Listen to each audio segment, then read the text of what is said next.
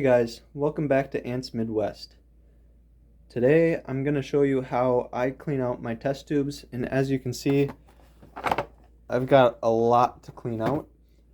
It can be pretty tricky to get the cotton balls out sometimes, so I'm going to show you how I do it, and then I'll show you how to clean them, and I'm going to just try to show you everything that I do with test tubes in ant keeping. So here is an old test tube. It just has the cotton ball in it. All the liquid has dried out. There's a little bit of mold in there, if you can see that, a little dirty. So I take these wooden skewers and I kind of twist it and get it past the cotton ball all the way down. And I do one on each side of the cotton ball. And then I kind of just like kink them and then twist the test tube and pull it out. And then I'm just going to drop all these cotton balls on this paper towel because I've got a lot to do. So here's one that's really dirty. I think I had some ants die in here, so it's got some really nasty mold in it. Yeah, it's pretty gross. So again, you just take your skewer, push it in. You see this one's pulling the cotton ball down with it. That could be a bad thing if it gets too far. If the cotton ball goes all the way to the end, I don't really have an answer for you. That's pretty much almost impossible to get the cotton ball out. So this one could already be kind of tricky. Nope, looks like it's coming out. I'm gonna get it over this. Oh, that one's really gross. Ugh. Yeah, I definitely waited too long to do this, but then I'll take the water and just dump it in there. And at the end, I'll show you rinsing them out and how I do all that. So, anyways, I'm gonna put you guys on time lapse.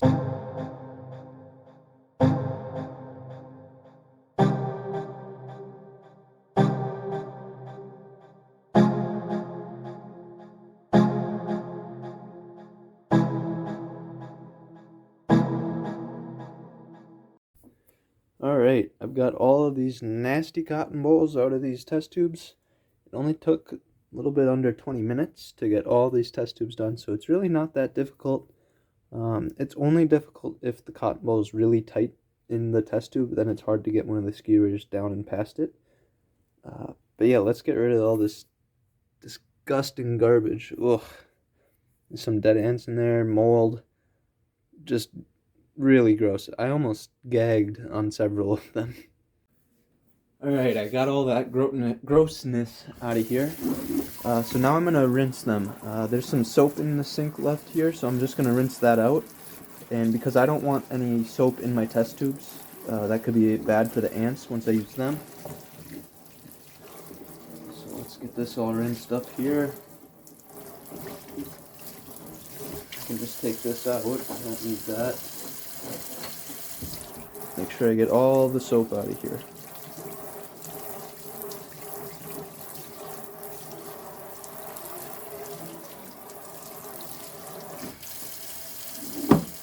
Alright, looks good enough there. Now I'm going to drop in the plug and load some test tubes into here. Some of these are glass, some are plastic, so I'm going to do it kind of carefully.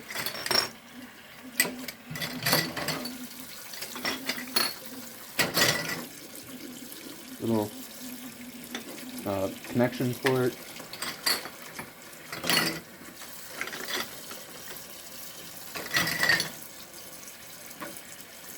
And I just got these couple of containers too that are used and should get rinsed out. Alright, so let's let this fill up. Alright, I got this filled up with some hot water. It's kind of hot to touch even. And I got them all like pushed down so the air would come out. I'm trying to get them as full of this hot water as I can. Some of these definitely need to soak. Like this one is super dirty and gross, so that needs to soak.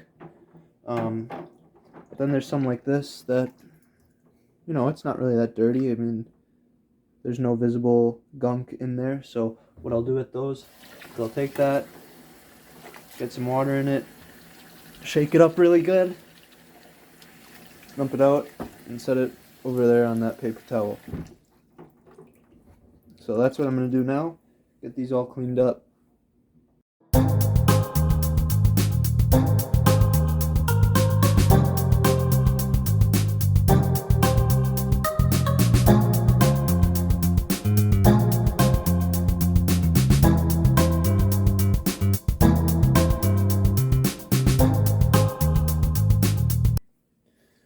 Okay, that took another 20 minutes about, a little bit under. So now let me show you what I do as the last step, which is probably the most time consuming. So I take a paper towel and fold it up. I shove one end in. So as you can see, this one, it was really hard. I couldn't get any of that gunk to come out. But I take this paper towel and I twist and push it in. And I keep doing this until I get to the end, and then I keep going. I keep going until I'm at the end of the paper towel.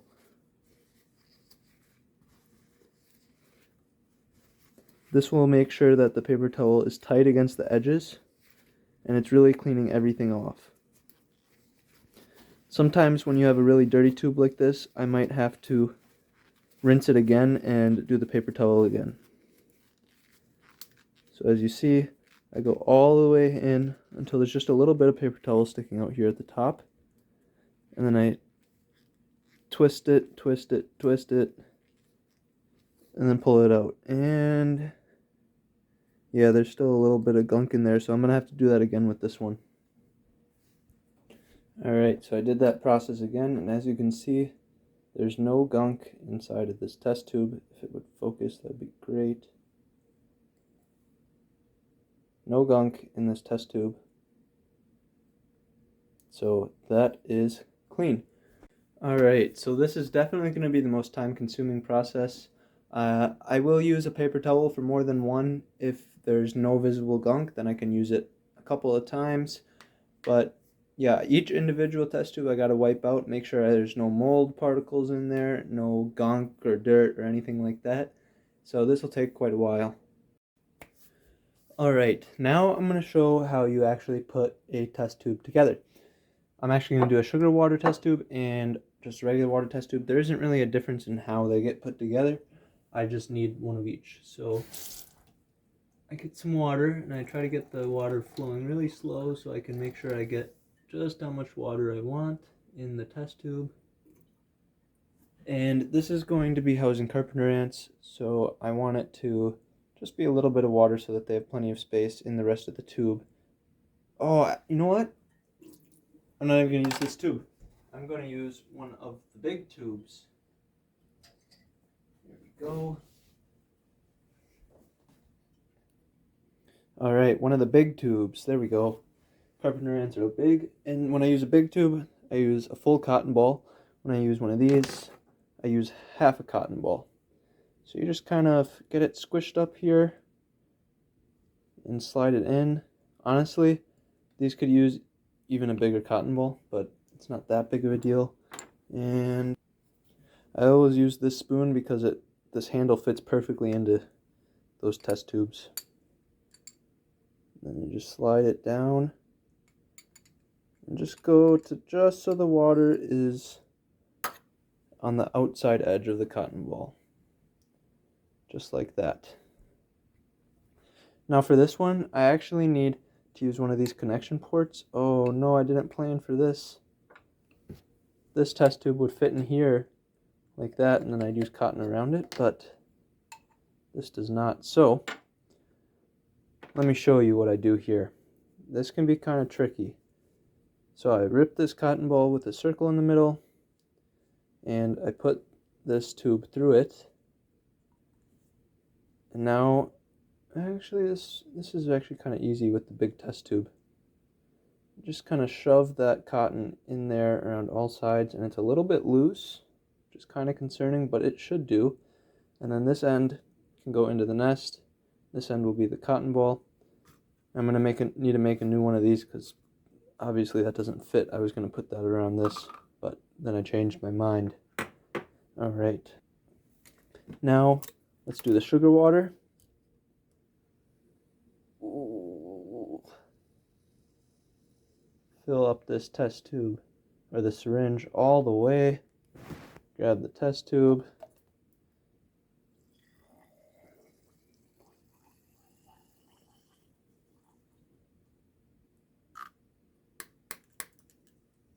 Alright, I kind of bump the edges, try to get some of the bubbles out. And now for this I only need a half a cotton ball, so I take my cotton ball, rip it in half, ball it up, shove in the end that's more strandy. I guess that's how I would call it, more strandy, like you can see how it's kind of stringy on the bottom there. I shove that in the bottom side so the ants don't pull on that as much. And take my spoon, and just so the sugar water is to the edge of the cotton. Alright. Now these ones, I need one of these because, well, I don't need it. I could just do this into here. Actually, I think I'm just going to do that. So it went pretty smooth with the large test tube. So, rip my hole, put it through, and then kind of just shove cotton in between the tube and test tube. You want to get as much in there as you can so that the test tube or tube doesn't fall off. Because if that happens, then you're losing your ants all around your room. So I get as much cotton in there as I can.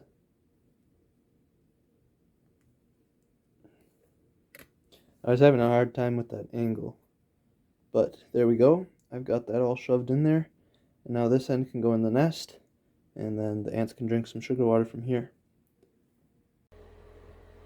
Alright, we're back in the ant room where I am going to be putting the sugar water and the regular water. So I'm going to pop off this little cap over on this side. There we go. Now, just to slide this in. This tube is very curved, so I'm going to have to try to straighten it a little bit.